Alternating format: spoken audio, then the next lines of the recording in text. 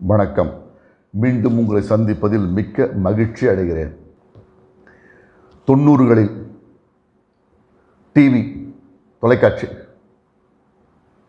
அது வந்து ஒரு பெரிய கண்ணாடி, டயல் ஃபோன், அதற்கு பின்னாடி. ஏன்னா எல்லோரும் வந்து டிவி தான் நம்ம வந்து ஒரு மோகமாக இருந்தது. 80கள்லையும் 90கள்லையும் டிவி முன்னாடி உட்காந்துருவோம். இப்போ 60 இன்ச்சு டிவி வந்துடுச்சு. 60 இன்ச்சு டிவி செவுத்தில் பெருசாக இருந்தாலும் சின்ன உலகமாகிடுச்சு. கையில் இருக்கிற சின்ன ஸ்மார்ட் ஃபோனும் பெரிய உலகமாகிடுச்சு. புத்தகத்தை யாரும் இன்றைக்கி படிக்கிறது கிடையாது.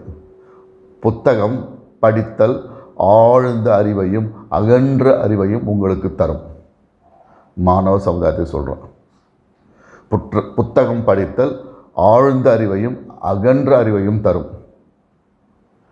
டிவியும் செல்ஃபோனும் உங்களுக்கு கைத்தடியாக வரும். டிவியும் செல்ஃபோனும் உங்களுக்கு கைத்தடியாக வரும். புத்தகம் படித்தல் உங்களுக்கு கைத்தட்டல் தேடித்தரும். டிவியும் செல்ஃபோனும் உங்களுக்கு வாழ்க்கை முழுதும் கைத்தடி போலவே இருக்கும். புத்தகம் படித்தல் உங்களை எழுந்து வீரனாக ஓடவே வைக்கும். புத்தகத்தை எடு, புத்தகத்தை கையில் எடு, படி. அதுவே வாழ்க்கையில் உனக்கு மேல் நோக்கி செல்ல முதல் படி. இன்றைக்கி பார்த்திங்கன்னா, இன்றைக்கி மாணவர்கள் புஸ்தகத்தை படிக்கிறதே கிடையாது. நான் பல இடங்களுக்கு போகிறேன், சில இடங்களில் வந்து சந்திக்கிறேன். புஸ்தகத்தை படிக்கிறது யாருமே கிடையாது. ஃபோனை பார்க்குறாங்க.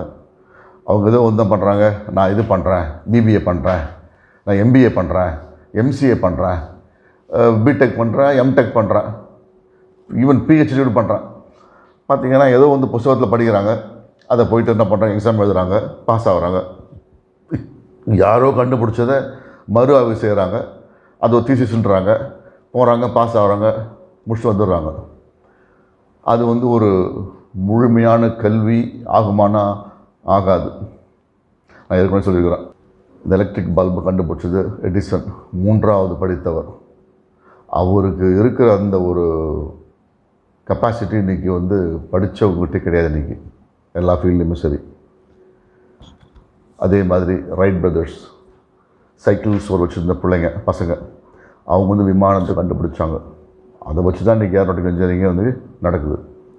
ஹென்ரி ஃபோர்டு சாதாரண வந்து ஒரு ஜெர்மனியில் வந்து ஒருத்தர் கண்டுபிடிச்சார், காரு கண்டுபிடிச்சார். அதை மேன்மைப்படுத்தி 4 சக்கரம் கண்டுபிடிச்சி மிகப்பெரிய சக்தி வாய்ந்த ஒரு இன்ஜினை வந்து செஞ்சவர் ஹென்ரி ஃபோர்டு.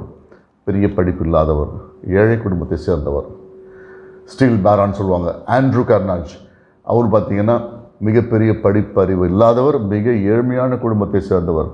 அவர் வந்து ஒரு காலகட்டத்தில் அமெரிக்காவில் வந்து ஏறக்குறைய 130 ஆண்டுகளுக்கு முன்னாடி அங்கே இருந்த அந்த ஸ்டீல் மைன்ஸ் எல்லாம் வந்து ஒட்டுமொத்த ஸ்டீல் மைன்ஸை கண்ட்ரோல் பண்ண ஒரு மிகப்பெரிய ஜாம்பவான் அவர். நான் ஏன் சொல்ல வரேன் அப்படின்னா, அவங்களாம் வந்து புஸ்தகத்தை தாண்டி படித்தாங்க. அவங்க ஸ்கூலுக்குலாம் போகல, அதை தாண்டி படித்தவங்க அவங்களாம். இப்போ இருக்கிற மாணவர்கள் அந்த பழக்கத்தை ஏற்படுத்தி கொள்ள வேண்டும். புஸ்தகம் படிக்கும் பழக்கத்தை ஏற்படுத்தி கொள்ளுங்கள். நான் ஏற்கனவே சொல்லிக்கிறேன். What a gym does to a body, what a gym does to a body, book reading does to your brain and to your mind. What a gym does to a body, book reading does to your brain and to your mind. உன்னுடைய நரம்பு மண்டலங்களை மிகவும் பலப்படுத்துதல். Software இருக்குது இல்லையா, mind, அதையும் சுத்தப்படுத்தி பலப்படுத்துது. உங்கள் வாழ்க்கைன்றதை நீங்கள் முன்னோக்கி போக இது உங்களுக்கு மிகப்பெரிய உறுதுணையாக இருக்கும். நீங்கள் யாரும் சார்ந்து நீங்கள் இருக்க வேண்டிய அவசியம் இல்லை. யோசனை திறன், கற்பனை திறன், கையாளும் திறன், ஆய்வுத்திறன், இந்த மாதிரி பல திறன்களை வந்து இந்த புஸ்தகம் படித்து வந்து கொடுக்கும். அதில் புஸ்தகங்களை வாங்கி படிங்க. நீங்கள் படித்தா மட்டும்தான், எனக்காக சொல்ல வரல, உங்களாக தான் சொல்ல வரேன் நான். படிங்க. புஸ்தகம் படித்தா மட்டும்தான் உங்களுக்கு அடுத்தடுத்த வெற்றி தேடி வரும். நன்றி. உங்களை அடுத்த வீடியோவில் சந்திக்கிறேன். ஸ்ரீனிவாசன்.